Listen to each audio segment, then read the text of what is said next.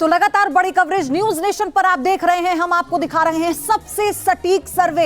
News nation के सर्वे में BJP की तीसरी बार सरकार बननी तय है। जी हाँ, न्यूज नेशन के सर्वे में भारतीय जनता पार्टी को बहुमत से काफी ज्यादा, अधिकतम 327 सीटें मिलने का अनुमान है। एनडीए को 378 सीटें अधिकतम मिलने का अनुमान। वहीं न्यूज नेशन के सर्वे में कांग्रेस को मैक्सिमम 68 सीटें। बिल्कुल। और न्यूज नेशन के सर्वे में इंडिया गठबंधन को मैक्सिमम 169 सीटों के मिलने का अनुमान है। न्यूज नेशन के सर्वे में अन्य को जा रही हैं लगभग 23 सीटें, अधिकतम 23 सीटें मिलने का यह अनुमान है। पूरा डेटा आप देख रहे हैं इस वक्त न्यूज नेशन पर।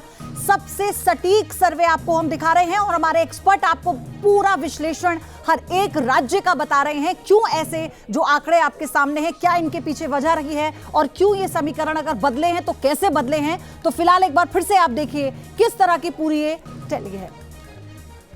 तो ये तस्वीर टैली की आपके सामने। और अब बात महाराष्ट्र और गोवा की पयोधी।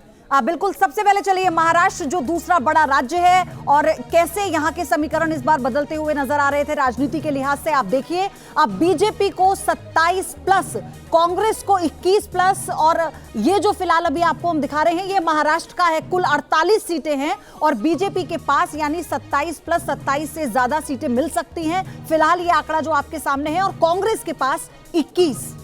गोवा की तस्वीर भी आपके सामने। गोवा में किस तरीके की तस्वीर है वो जरा आप देखिए। ये टैली इस वक्त आपके सामने। गोवा में कुल 2 लोकसभा सीट हैं और दोनों की दोनों लोकसभा सीट भारतीय जनता पार्टी के खाते में जाती हुई नजर आ रही हैं।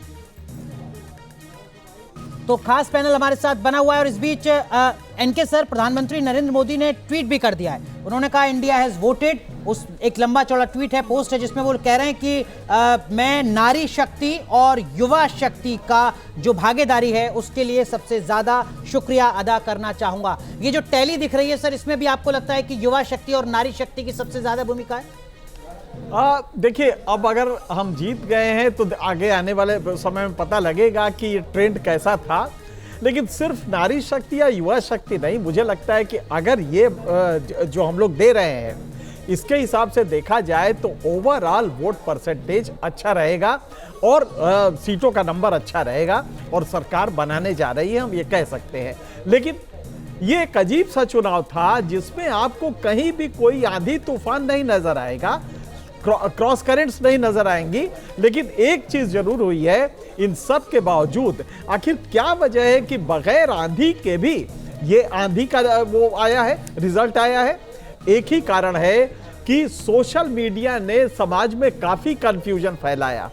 सोशल मीडिया में जो होता ही है कि एआई की वजह से अगर आप एक पक्ष की ज्यादा देखते हैं न्यूज़ें तो वो वही पक्ष आपको एआई देने लगेगा और दूसरा पक्ष नहीं देगा। तो इसलिए इस समय कंफ्यूजन रहा, जिसकी वजह से कोई आंधी नहीं दिखाई दी। लेकिन जो रिजल्ट आ रहे हैं वो लगभग आंधी की तरह ही हैं। लेकिन मनोज सर, महाराष्ट्र में मुकाबला चुनौती भरा नजर आ रहा है। जो न्यूज नेशन का सर्वे है, भारतीय जनता पार्टी एनडीए को 27 सीटें यहां पर दिख रही हैं और कांग्रेस गठबंधन को 21 सीटें, 27-21। हाँ, देखिए, महाराष्ट्र में बीजेपी को उतना में कोई बहुत लंबा चौड़ा नुकसान तो उनके सामने है नहीं। लेकिन उनके जो अलायंस पार्टनर हैं, अगर हम अलायंस पार्टनर को देखते हैं, अगर हम अजीत पवार को देखें या शिंदे ग्रुप को देखें, तो उनको लगता है कि काफ़ी ज़्यादा नुकसान हुआ है। उसका कारण एक ये है कि जिस समय शिवसेना टूटी थी तो शिवसेना टूटने के बाद वहाँ जो पब्लिक सिंपैथी थी वो उद्धव ठाकरे के साथ थी। तो हमारा डेटा भी यही दिखाता है कि उद्धव ठाकरे की परफॉर्मेंस कंपैरेटिवली अच्छी है। और दूसरा, ये जो एनसीपी जो टूटी है और शिवसेना जो टूटी, दोनों में एक और कन्फ्यूजन था कि जो ओरिजिनल पार्टी थी या जो शरद पवार की पार्टी थी, जब वो पार्टी टूटी तो टूटने के बाद पार्टी का सिंबल उन जो अजीत पवार है उनके पास चले गया। उसी तरीके से शिवसेना का जो सिंबल है, शिवसेना का सिंबल भी वो एकनाथ शिंदे के पास है जी। तो इसलिए वहाँ काफ़ी ज़्यादा कन्फ्यूजन था और ये जो स्थिति थी, ये इक्वेशन थी, ये बिल्कुल ही एक नए तरीके की इक्वेशन थी। मतलब यूं कहिए कि एक जनरल परसेप्शन था कि इन्होंने धोखा दिया है, अपने ओरिजिनल पार्टी से हट के ये लोग जो आके सत्ता बनाए तो इन्होंने धोखा दिया है, ये आम मासेज में गया था और बीजेपी को इसका दोष नहीं दिया गया। इसका दोष था जो पॉलिटिकल फॉर्मेशन जो मेन थे उससे जो अलग हुए थे। सर वोटर कंफ्यूज था यहाँ पर, उनके लिए कंफ्यूजन की स्थिति थी, जो समीकरण बदले और फिर सिंपैथी भी थी कि ओरिजिनल पार्टी कौन सी है, किस व्यक्ति को धोखा दिया गया, ये सेंटीमेंट बिल्कुल नहीं, वो डिटरमाइंड था, वोटर डिटरमाइंड था कि इन्होंने धोखा दिया है अपने ओरिजिनल पार्टी को, लिहाजा इनको मत हम नहीं देंगे। ये बहुत स्पष्ट दिखाई दे रहा है और इसका दोष उन्होंने बीजेपी को नहीं दिया, हालांकि उस पूरे में बीजेपी शामिल थी, लेकिन दोष बीजेपी पे नहीं आया। यही स्थिति आप देखेंगे बिहार में भी, बिल्कुल जेडीयू का तो नुकसान हुआ है, लेकिन बीजेपी का उस तरह से नुकसान नहीं हुआ है, बीजेपी बल्कि ठीक रही है। तो जेडीयू का इसलिए कि जेडीयू ने पाला बदला, इसको लेके वहां पे नाराजगी दिखाई दी। ठीक है, लेकिन महाराष्ट्र में राहुल सर जैसा हम दिखा रहे हैं, जो बात राहुल सर कह रहे हैं, मनोज सर कह रहे हैं, वो यहाँ पर कंफर्म होती नजर आ रही है। देखिए इंडिया गठबंधन को 21 सीटें कुल मिल रही हैं, जिसमें से 19 सीटें शिवसेना उद्धव ठाकरे और एनसीपी शरद पवार को हैं। एनसीपी शरद पवार को 4 सीटें मिल रही हैं, दूसरी तरफ एनसीपी अजीत पवार को सिर्फ 1 सीट मिल रही है। शिवसेना एकनाथ शिंदे, जिसका जिक्र अभी मनोज सर कर रहे थे, उनको 6 सीटें मिल रही हैं, लेकिन शिवसेना उद्धव ठाकरे को 15 सीटें मिल रही हैं। तो वो जो विक्टिम कार्ड है वो इनके पक्ष में जाता हुआ नजर आ रहा है। मैं समझता हूं कि इस जनादेश ने कम से कम इन 2 पार्टियों में जो बंटवारा हुआ था उसका भविष्य स्पष्ट कर दिया है और लोगों ने उसको किस तरह से लिया है उसको साफ कर दिया है। तो जैसा अभी सिंह साहब भी कह रहे थे कि सबसे ज़्यादा भ्रम की स्थिति में अगर कोई कहीं का मतदाता था तो वो महाराष्ट्र का था, क्योंकि वहाँ पे 5 सीधे बड़ी पार्टियाँ बन गई थी। तो जाहिर है कि लोगों ने शरद पवार को ज़्यादा बेहतर माना है अजीत पवार की तुलना में।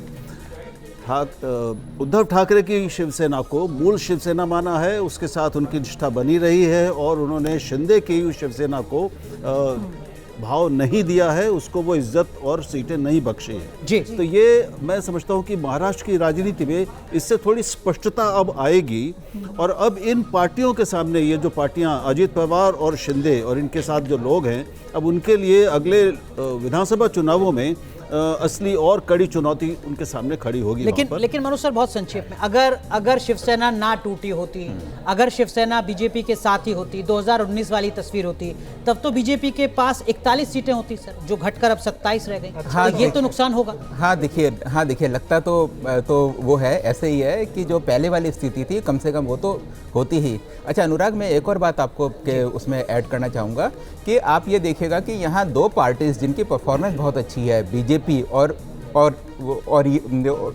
जो शिवसेना उद्धव ठाकरे, तो दोनों के बीच, दोनों में क्या चीज़ कॉमन है? दोनों में एक चीज़ कॉमन है कि दोनों का पार्टी का ऑर्गेनाइजेशन बहुत ज़्यादा स्ट्रांग है। तो मेरे ख्याल से उनको जो उनकी स्ट्रांग पार्टी, उनका जो पार्टी का ऑर्गेनाइजेशन स्ट्रांग है, आरएसएस का जो वर्कर वहाँ है, महाराष्ट्र में बीजेपी को उसका लाभ मिला है और उसी तरीके से उद्धव ठाकरे का जो शिवसेना का जो कार्यकर्ता था वो आज की डेट में उनके साथ है और उसका फ़ायदा उनको मिला है।